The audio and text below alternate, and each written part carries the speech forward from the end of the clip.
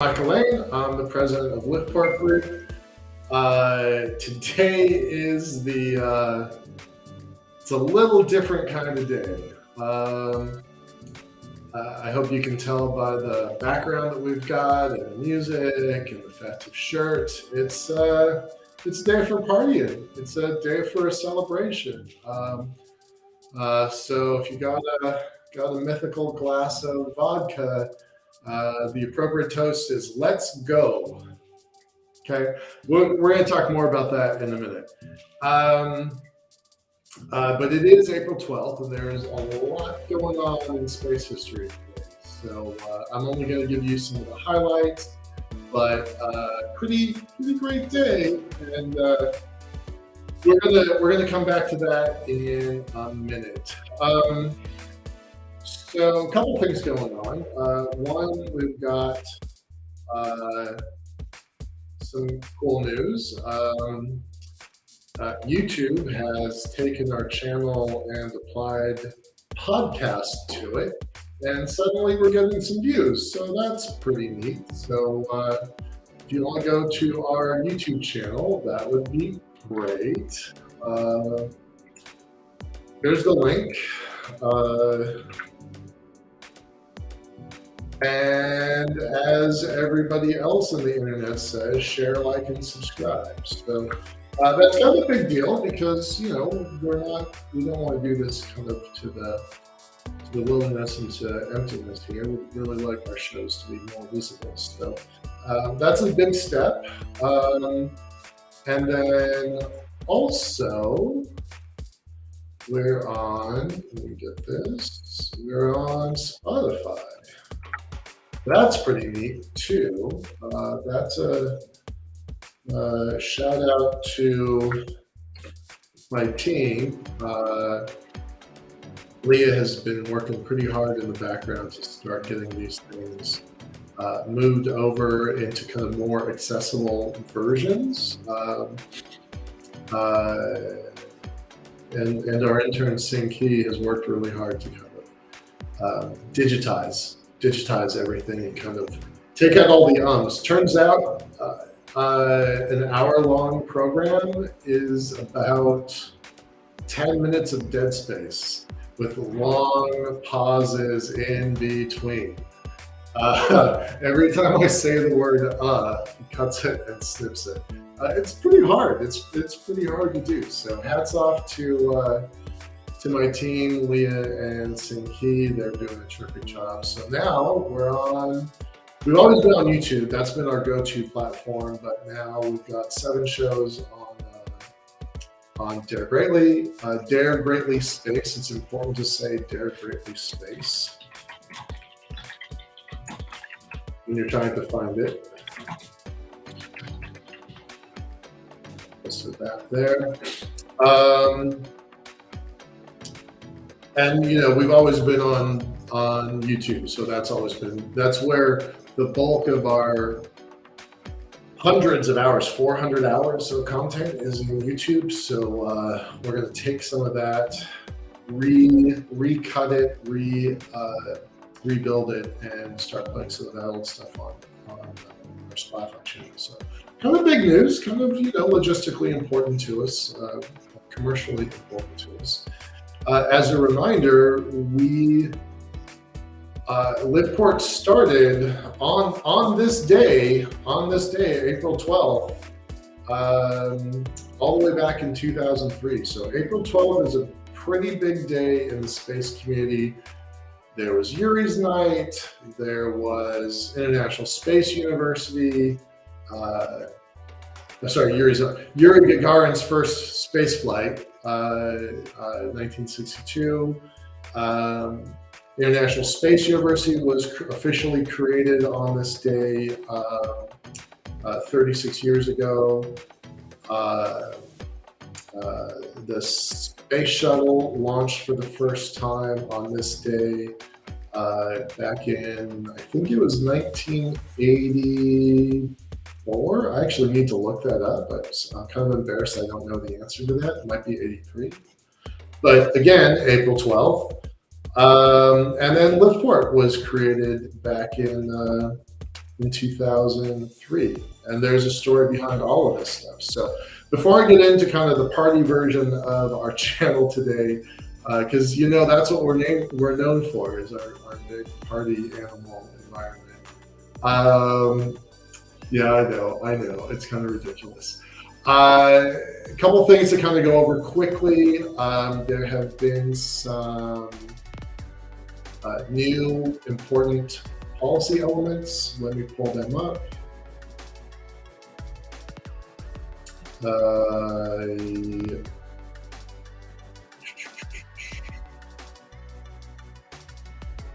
So this document came out last week. I think we talked a tiny bit about it. I really want to recommend people take a look at this. It is making the rounds on the news. There is some pretty good coverage that's starting to happen, but the National Low Earth Orbit Research and Development Strategy, product of National Science and Technology Council, kind of a big deal, right? When you put the Office of the President of the United States on any document, it kind of raises its profile, right? So that these organizations, Office of Science and Technology Policy, National Space Council, all of these organizations, they are really doing a lot of work in this sector to kind of streamline and say, okay, this is the path that we're going on. And I really want to stress that that there is a LEO R&D strategy. It almost doesn't matter what it says. It matters, and it says some important stuff, but it almost doesn't matter what it says. That it exists at all is way ahead of most other nations and cultures. So pretty cool stuff. As Peter Garrettson pointed out last week, it has the word settlement in it for the first time in an official document. It has the word settlement. It's a throwaway line, but it's that crack in the door that kind of opens to larger, better, cooler things. So, we've got this document that just came out 2 weeks ago. It's a preface of this White House document. And, we're going to see more and more stuff like this coming, right? We've already seen this stuff ramping up. But, it's really great to see. It's really great to see at the national level. Like, why is the White House saying we need to maintain preeminence in low Earth orbit? Why are they saying that? And then National Science and Technology Council. This was the document that opened the PDF that I just described. So each of these things kind of have their own value, and they build on each other in kind of a Lego-like format. And last week when we did this show on Wednesday, it was all about the sausage making and the process and the friendly but professional arguments and differences of opinion, where everybody comes together and say, I think this is important, and that's important, and that's important, and that's important. And then that gets kind of molded into a single document.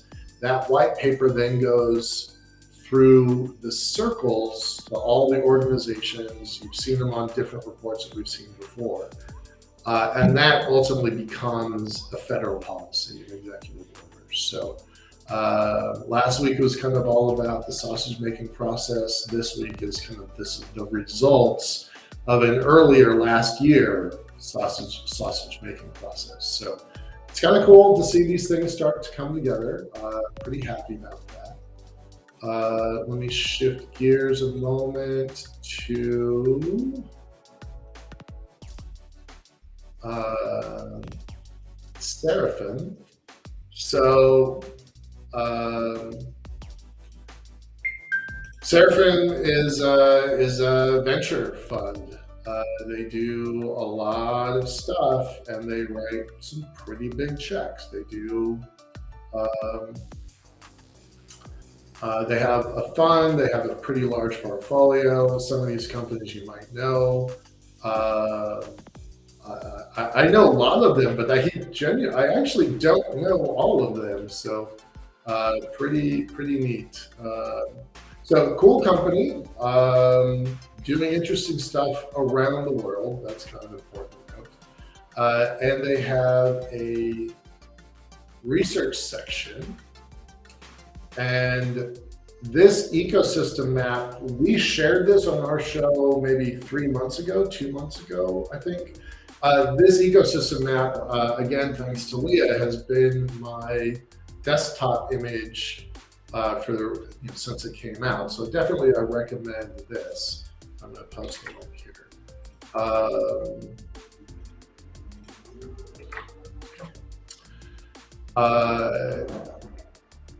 So that's pretty neat. I really enjoy their ecosystem map. But the thing I want to point out is this new report today. I think they issued it today. They're going to have a seminar, a 30-minute seminar reviewing stuff on it tomorrow. So you can sign up for that.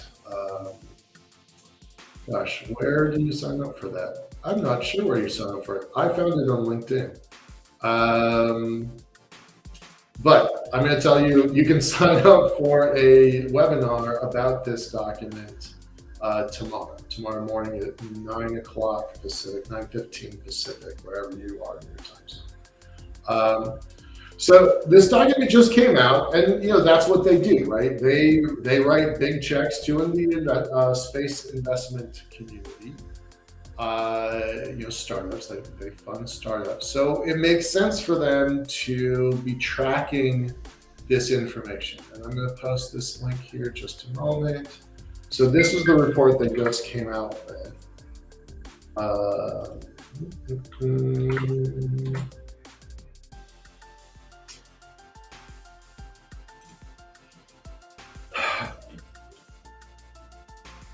It's pretty interesting. Interestingly, there's a couple pieces. This first page there was a couple aha moments, some wow moments. One thing to point out is that European investments have grown, and U.S. investments have fallen, which is pretty startling, especially given the meeting that I went to last week with Defense Innovation Unit, Air Force Research Lab, and the Office of the Chief Scientist of U.S. Space Force. So the idea that investment in Europe is growing and investment in the U.S. is falling is probably a pretty big surprise. And I felt it was such a big deal that I actually sent it on to the Chief Scientist of Space Force, the former director of Air Force Research Lab Space Division, and Defense Innovation Unit, because I think that's something they probably want to know about. So that's kind of important. And then this other thing, they used to track UAVs, drones, unmanned aerial vehicles, and they've actually taken them out of the database that we normally rely on, and so they have restated some of their numbers. That's not a huge thing, but I think it is a little bit interesting. So there's some cool stuff in here. $1.4 billion in just last quarter, just Q4 of 22. We all knew that the economy was starting to get a little bit rocky, but $1.4 billion is still going into the sector. Now it's changing, no question, between quarter one of 22 and quarter one of 23. The only thing that actually had larger, more increased investments was product. We're going to talk about that in a moment, but everything else had less investment. And the area that we are most interested in, the Beyond Earth section, had a big drop in investment. So Liftport, considering who we are and what we're trying to do, Liftport is the parent company of Better Futures. Better Futures is our media brand, and that's where DareGreatly comes from. But the parent company, Liftport, really wants to pay attention to this Beyond Earth capital raising, this build section, and this platform section. It's a little encouraging that of the 7 sections that lost, platform lost the least. So maybe that says there's still an appetite for platform development, which we would fall directly into. This, I think, is fascinating. The median size of deals in Q1 was 4.5 million. That sounds about right. When you have a $165 million deal, that is going to skew the average. So I was ignoring the average. But the median, I like that. That kind of fits with where we are. We've kind of considered what our tranches would be, what we would like to capitalize at. And so those numbers look actually pretty encouraging, honestly. Only one SPAC. We're not going to talk very much about SPACs, but interesting that even one has announced. We'll talk about that in a minute. So, they talk about, pardon me. They talk about the kinds of deals in the space tech, what they want to see. I don't think anybody's going to be surprised by these. These are mostly, notice they're not all American. Mostly these are deals that I have been aware of. And I've said on this show several times when we've had guests, and we talked about the Starship Singularity and how things are going to change. I've said several times that if there's 200 tracked launch companies, and there are 200 tracked launch companies, people are saying, they've got an arbitrary number of 10% will survive. Well, I don't think that's true at all. And one of the reasons why I think that's a really low number, too low a number, is because it doesn't account for national sovereignty interests. So, modern rocketry got its start, whether we like it or not, under Nazi Germany. But as far as I know, this is the first commercial space company in Germany, and they raised $165 million. I think that very nicely proves the argument that says national sovereignty, national security requirements are going to prop up national space companies. So we know that we've seen several out of India, we've seen several out of Japan. These are the top deals.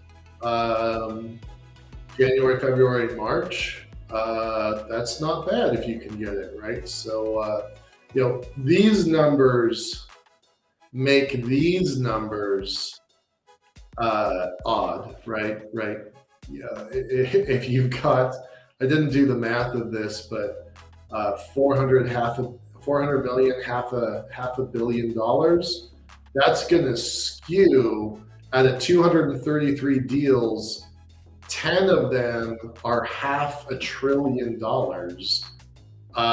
That's going to skew this median deal size. So what this tells me, kind of digging into that, is there are a lot of very, very small deals being made. There's a lot.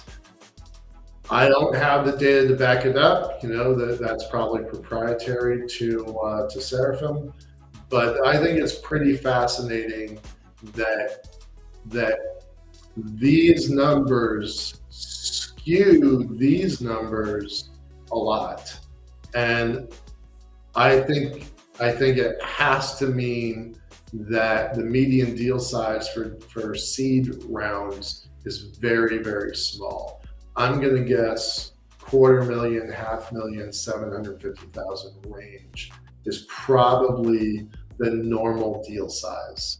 So curious, interesting.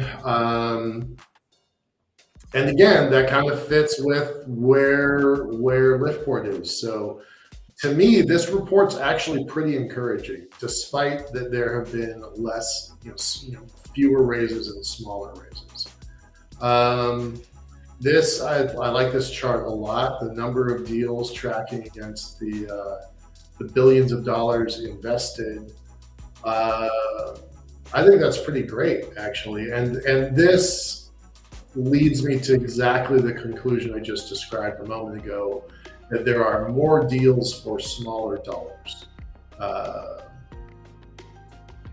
But I think that says good things about our ecosystem. I don't view this chart as bad news. I think this says good things about our ecosystem because it says that dollars are driving innovation in small companies, and small companies will become big companies. I'm confident in that. I'm not really paying that much attention to this. You can dig into that on your own. This is useful. It's really hard to see here, but they've got kind of 7 kind of sectors that they're watching. Beyond Earth, product, analysis, downlink, platform, launch, and build. I'm going to skip to the end and you can see what those definitions are. Beyond Earth, I think, is obvious. It's funny it's not on this chart, but build, buying and selling satellites, autonomous services, hardware. Launch, I think, is pretty obvious. Platform, now that one I like. Data collection from space that's going somewhere. This is the hardware side of space. I like that a lot. Downlink, it's an underappreciated part of this whole system, this ecosystem. We don't pay enough attention to downlink, and you get nothing without this, right? Because everything moves on ones and zeros, and if you don't have a secure platform for downlink, all the work that you put into building the space asset in the first place is pointless. So then we get analysis, and then we're getting into products and services. Now, products and services, I pointed out in the other chart, is the only sector that's actually growing in dollars, in terms of dollars invested. And that's because they can pull from a lot of different funding sources. I think everybody's sick of the let's count cars in Walmart parking lots as an example of how strong the economy is. But that is a good example for how you analyze and productize data. How many ships are sitting off major ports waiting to be unloaded? That's a thing. How many are sitting vacant? How many are waiting for unloading? That's kind of where this stuff fits. So I like this. I like this breakdown. It's different. We showcased Space Capital. Sorry, I'm trying to find my place again. We showcased Space Capital a couple months ago with one of their reports. They break it down a little bit different. I think this analysis is quite smart, so I'm not going to try to pick favorites of one or the other. I think they provide data in different ways. But look at this. A big chunk of the Beyond Earth, a big chunk of Q1 2022 was going into the Beyond Earth sector. These lines are platform development. I think that's pretty interesting. I don't know that you learned a whole lot if you're just comparing Q1 of 18 to 19 to 20, 21, 22, and 23. I don't know that you learn a whole lot about that. What I do think is interesting is that analysis and downlink are very thinly spread across the whole thing. Build is almost non-existent across the whole thing. And this beyond Earth number has a giant improvement over the quarters before. But I don't know that you learn a whole lot by comparing one quarter to another quarter to another quarter. I find that analysis to be a little strange. Median deal size, look down here, right? 0 to 5 million. And the stuff that we're paying attention to, a build platform and beyond Earth, it's all in this kind of noise level of the budgets. And that's no surprise, right? Launch is always going to be the big dog because it consumes an awful lot of money for just a few companies. So I think that skews everything. If you took launch out of this, I think this graphic would make a whole lot more sense. And you'd get more data out of the graphic than you get more information out of the graphic if you pull that out.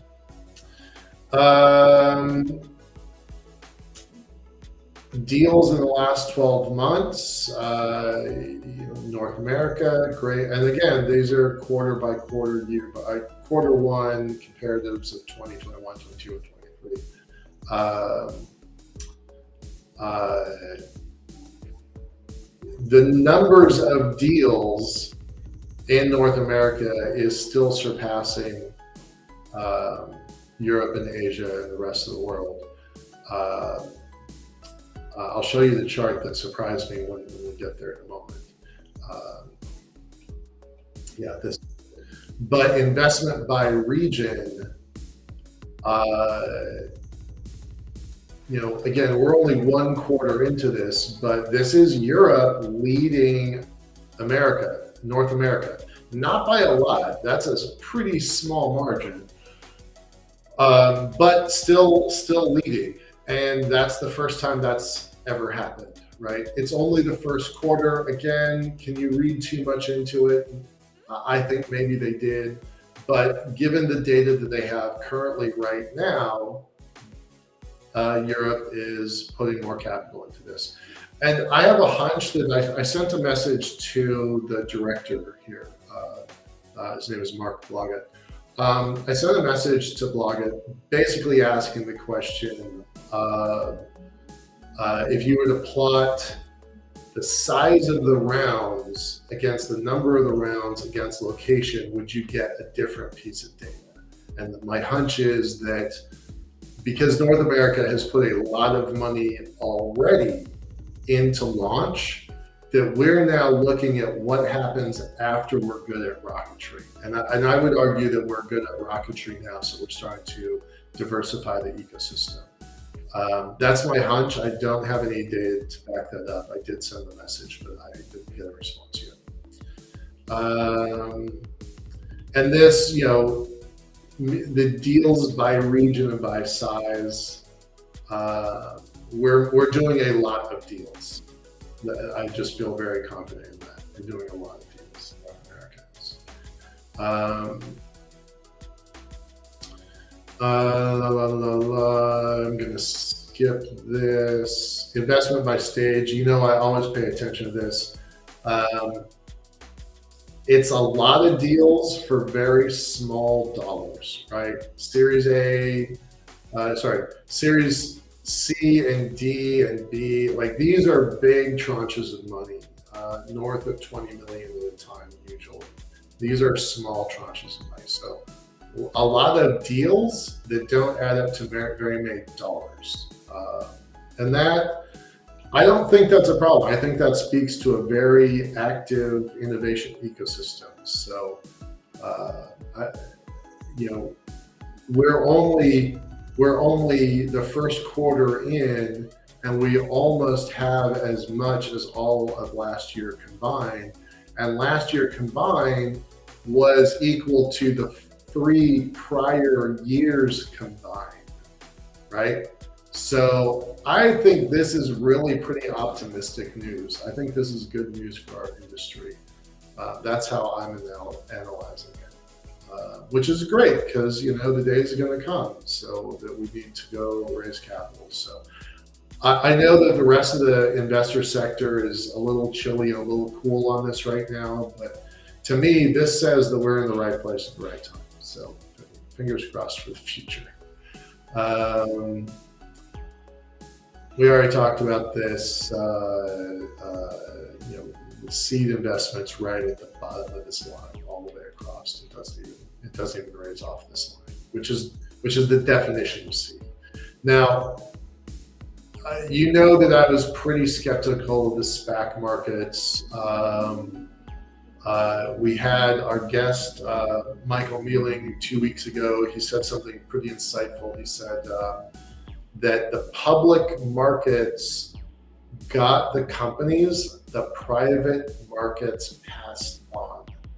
What does that mean? It means the really smart people that are professional space tech investors passed on most of these companies, and they took it to the less knowledgeable public markets to get financing. That's a pretty strong sentence. It's a little hurtful, but I can't really argue with his logic when you talk about how much was raised, how much those companies were worth, and how much they are currently trading at. It's not good, right? I mean, Virgin Orbit's been getting all the headlines lately. They had a pro forma valuation of $3 billion, and they are trading at 67 million. 3.2 billion to 67 million. That is a hard fall. But I personally like some of these companies, and I think some of these are actually surprisingly strong, despite what Wall Street thinks. So, to me, some of these are pretty interesting. So, if you want to do your homework, I'm not going to tell you what to do, but if you want to do your homework, I think there's some interesting stuff on this list. Of course, I do know a lot of people who have lost a lot of money on Virgin, so you have been warned, buyer beware. But I do think that there's some very interesting companies on this list that should not be, just discarded because they went to market by a SPAC. I think that's all I'm going to talk about them. There's some information here that's pretty useful.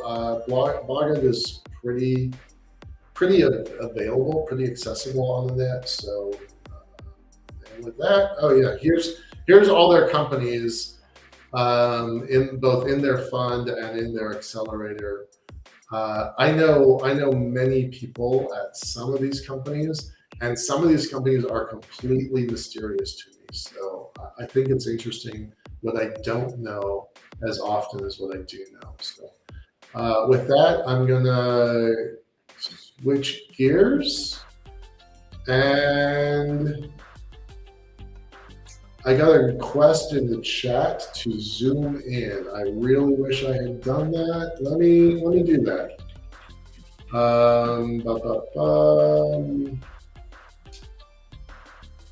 All right. All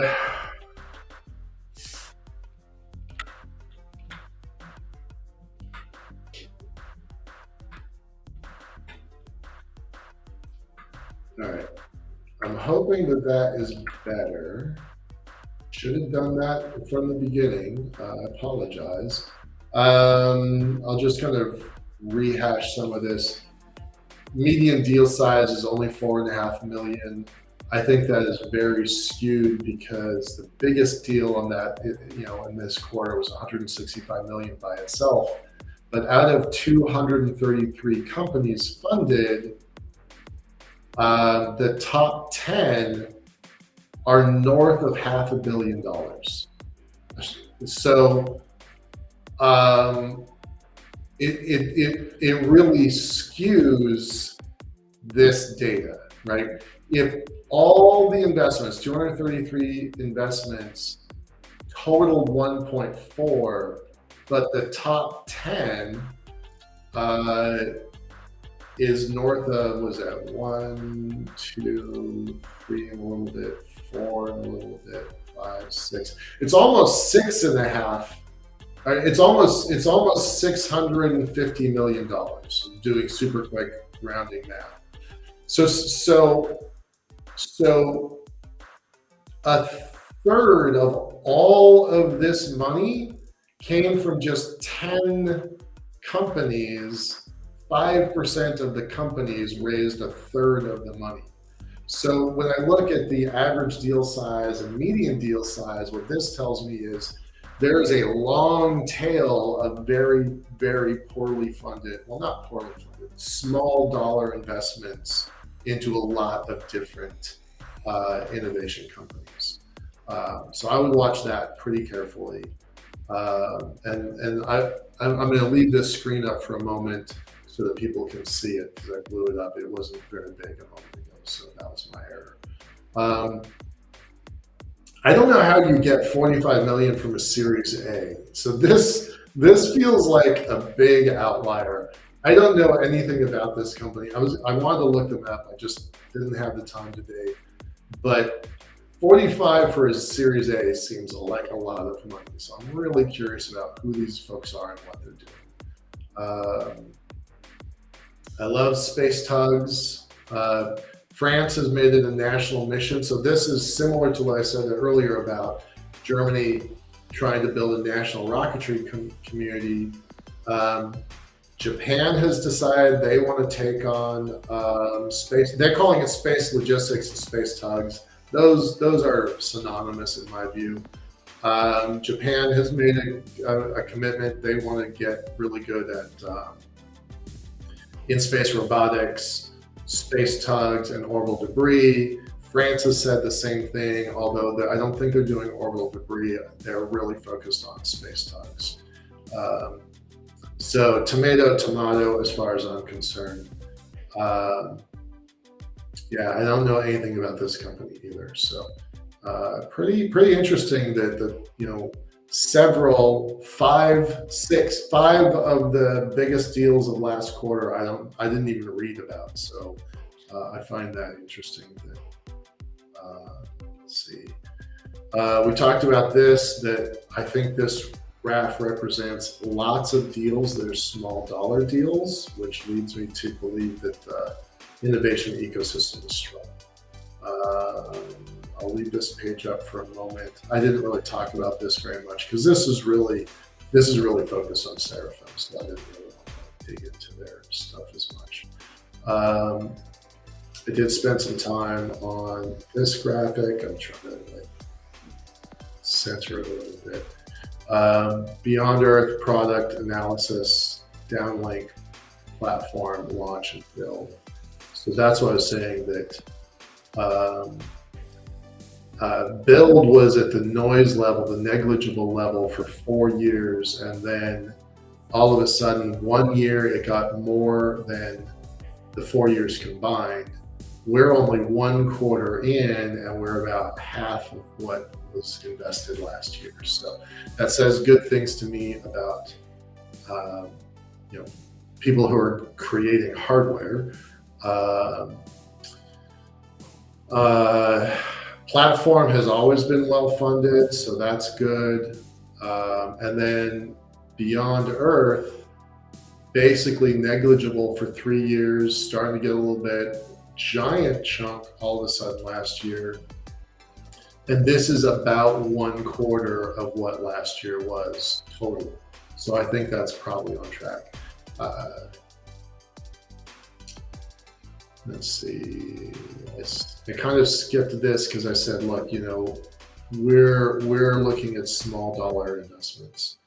Talked about that. All right. So this is probably the piece that was a little hard to see earlier. I'll just make it a little bit larger even still. Rest of the world is at the noise level. I hate to say that, folks, but they're just not making the same investments that Europe and Asia are. And Europe and Asia aren't making the same investments that North America is. So I would really love the International Space University community start getting some stuff together and figure this out, because that the gap here is going to lead to a real world gap um, in capabilities and technologies, and that's important. That's really important. Uh, what I was trying to showcase in the first paragraph is that for just the first quarter, um, Europe led North American investment, and that's significant. That's kind of a big deal, especially if you compare it to last year, where Asia led Europe. Uh, that's kind of a big deal too. So uh, this stuff has international national security implications. There's an entire economy that's being built, being constructed right now, and it's for all the marbles. Like, this is a game for all the marbles. So people should be taking this very seriously. Um, Money here leads to wealth and prosperity and growing the global standard of living. I'm very, very committed to that. That we go to space to make living on Earth better. And the more we put into this, priming the pump and putting capital into the system, the more the world is going to benefit.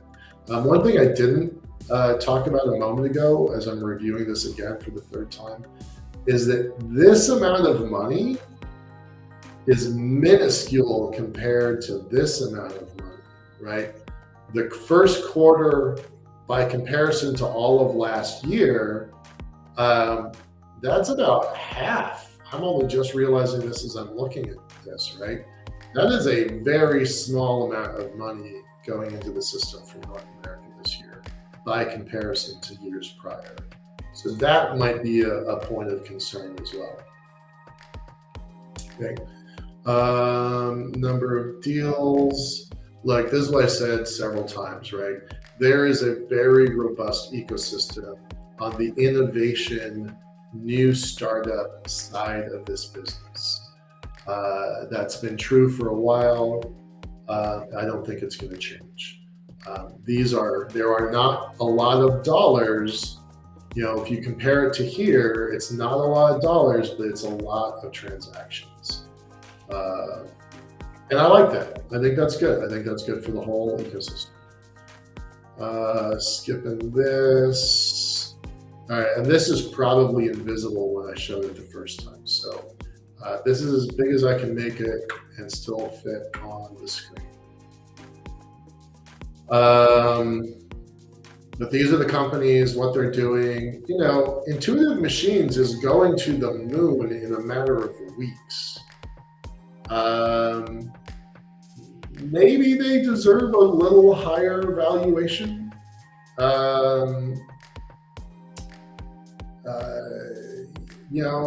Yeah, okay. I think what happened with Virgin is pretty bad, but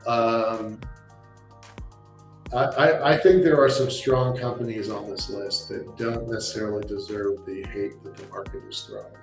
I think a lot of people made a lot of money very quickly, sold it at a profit that showed a lack of institutional investor support, and then all these prices bottomed.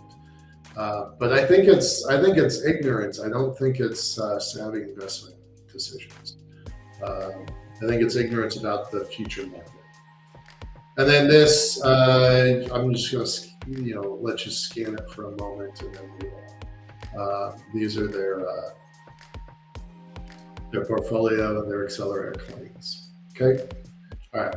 With that, I'm going to close out. I didn't plan on taking that much time with this. Okay, let's switch gears here and talk about kind of a fun thing.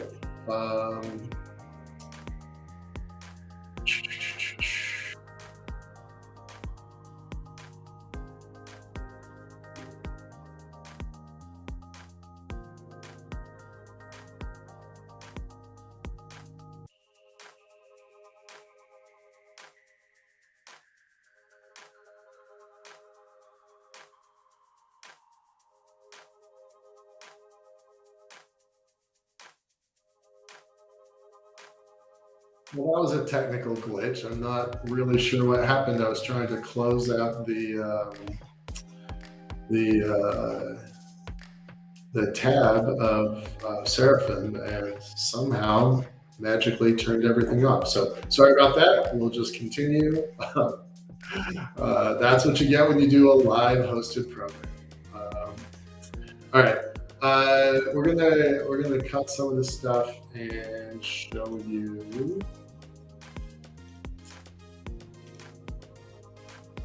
All right, so Yuri's Night.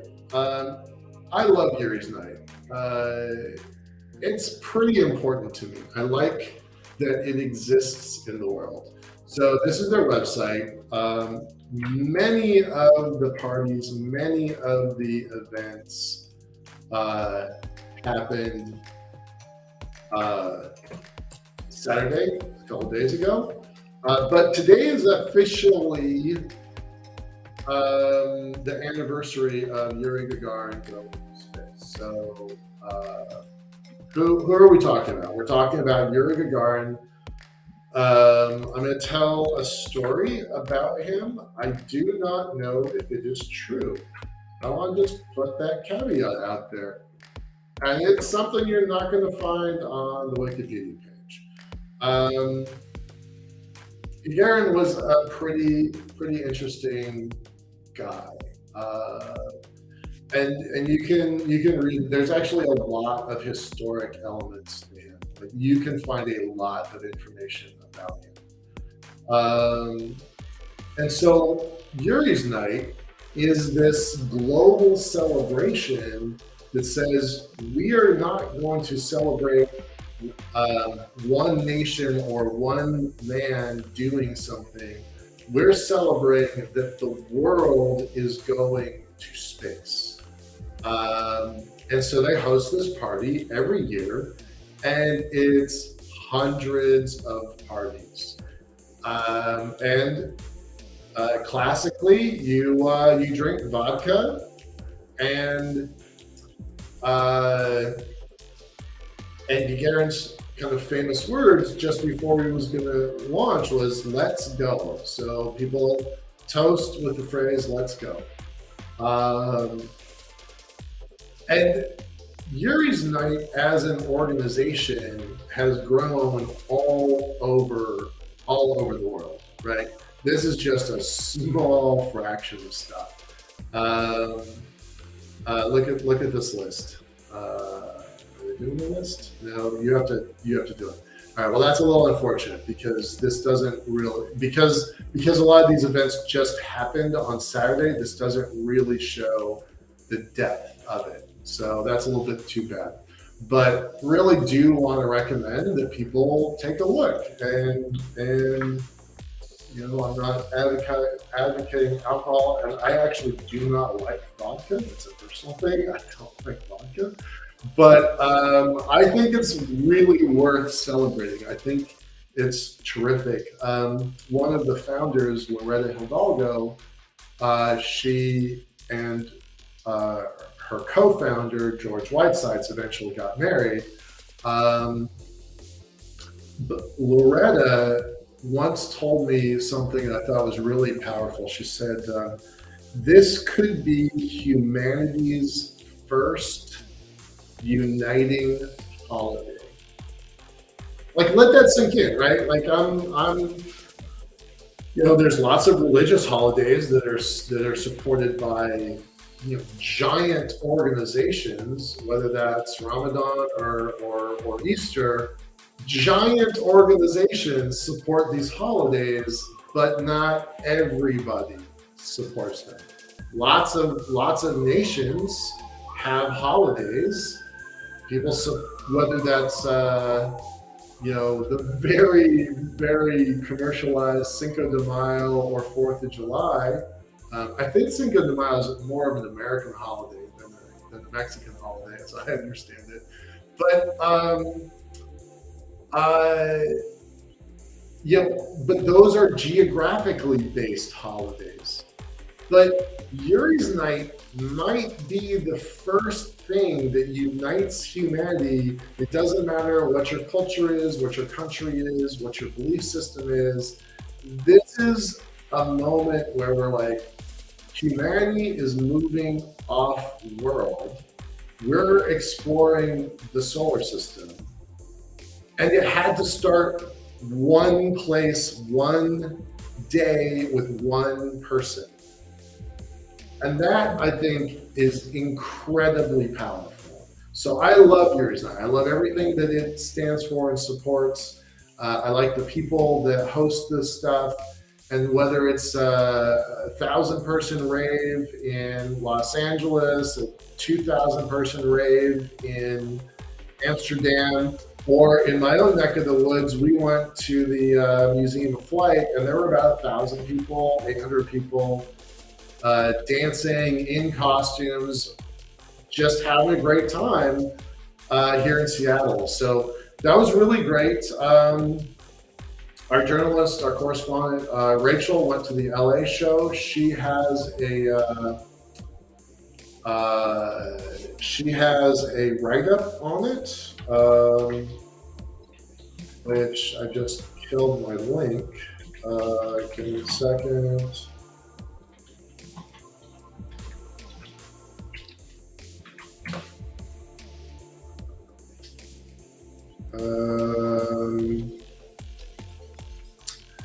I have lost my link. Leah, can you find Rachel's show and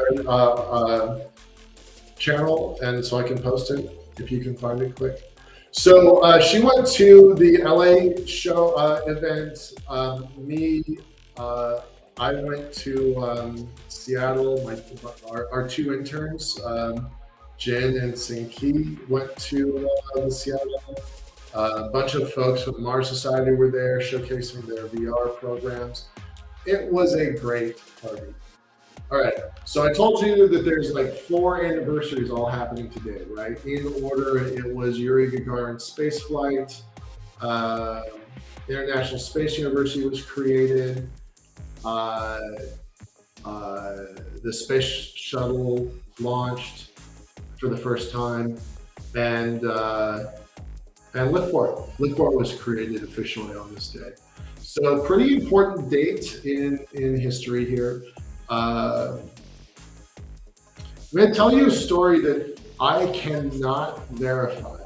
Thank you, Leah. Leah just posted Rachel's Substack article on the traditions of Yuri's Night, and it's really a fun read. So I do recommend taking a look at that. So I hesitate to tell this story because I try to really focus on facts, things that are known, things that are provable, things that can be cited. So what I'm going to tell you, it kind of goes against my own code here, but I find it fascinating. And I think it's a credible story. There are no records to back this up, so it's an assumption that leads to another assumption that leads to another assumption. So I hope I don't blow some of my own credibility here, but there's a chance that Yuri Gagarin was gay, and that's a kind of a big deal.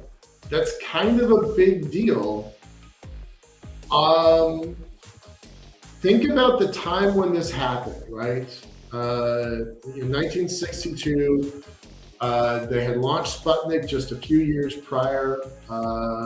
They went from a beach ball object in space in 1957, October 4th, 57, to launching a person. I mean, they had dogs in the middle, right? But they launched a person in just 5 years. So when we compare Kennedy's speech, "We choose to go to the moon," he gave us 10 years, and we had some satellites at that point, but he gave us 10 years, oh, well, not quite. Yeah, about 10 years to get to the moon. the leap between a basketball-sized object to a person is a giant technological leap. So I'm not trying to be nationalistic and supportive of the current Russian program, but I gotta say hats off to the Soviets because they built something amazing very quickly. But then they gotta test it. They gotta test it. And America, we went through our test pilot ranks, and that's how we chose our astronauts. Russia, it's not quite the same, and it's not transparent, and we don't have records on this. But the story that I was told from a leader in the LGBTQ community, space community, was they didn't want to waste a good officer, and I put that in quotes, and I hope I don't get hate mail off of this.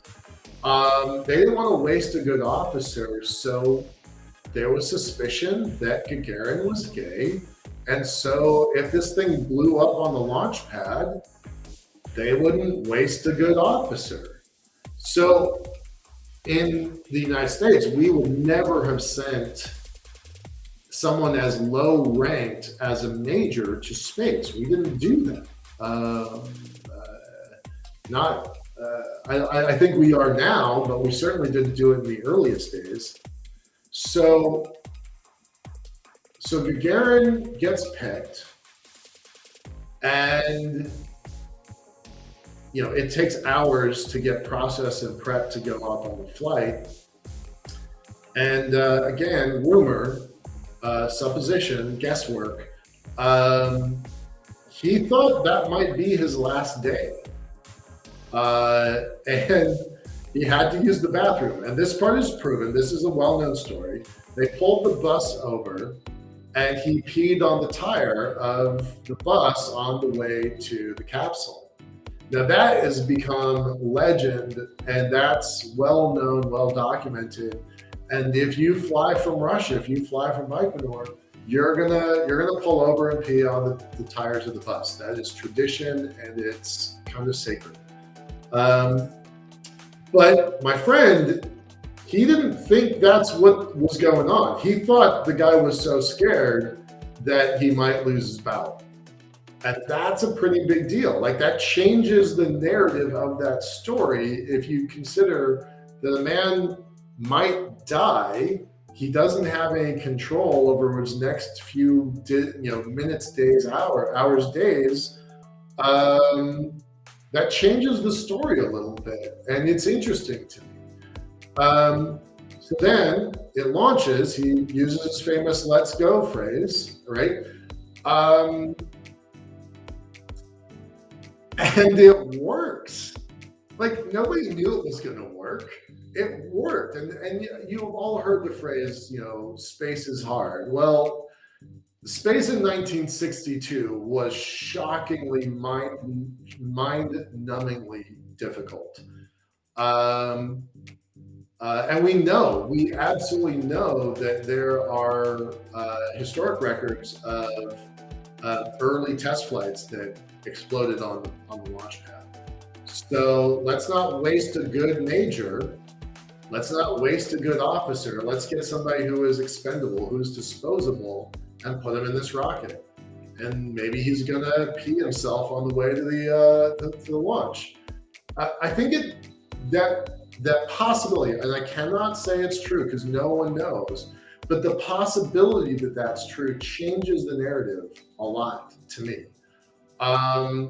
So he goes up, and it works, and it's amazing. And really, the whole humanity is lucky this guy pulled it off. So congrats to Yuri Gagarin. So he goes up, launches as a major, and while he's in orbit for the first time, when he comes down, he's automatically field commissioned to lieutenant colonel, because you can't have a lowly major running around meeting with Fidel Castro and the rest of the communist community leadership you can't have a major running around shaking hands with communist leadership. So he gets immediately promoted to lieutenant colonel. And the story kind of ends there, except that Gagarin doesn't live very much longer after this flight. He does all the propaganda tours all over the world, all over the country, lots of propaganda, thousands of pictures with school-age children, heads of state, leadership. But he only lives maybe, I think it's 2 years, 18 months, 15 months. And that's on the Wikipedia page. You can look that up. He only lives a little while longer, but he was an experienced pilot, and he dies in a plane crash that has some mysterious elements to it. So again, can't prove the story. I do think it adds an interesting flavor to something they'll never actually know. But wouldn't that be interesting if it was true, if it was proven, if it was provable? So with that, I want to say let's go, and congratulations to humanity for such an epic feat. I think it's amazing, and I'm celebrating humanity's first global humanity's first global holiday. So with that, thank you everybody. Thanks to everybody on my team. Leah, Rachel, Jin, Cindy, couldn't pull this stuff off without you. So super grateful to y'all. Thanks for our audience and our listeners. See you next year at Yuri's night. All right. That's all I got. Good night, y'all. Bye-bye.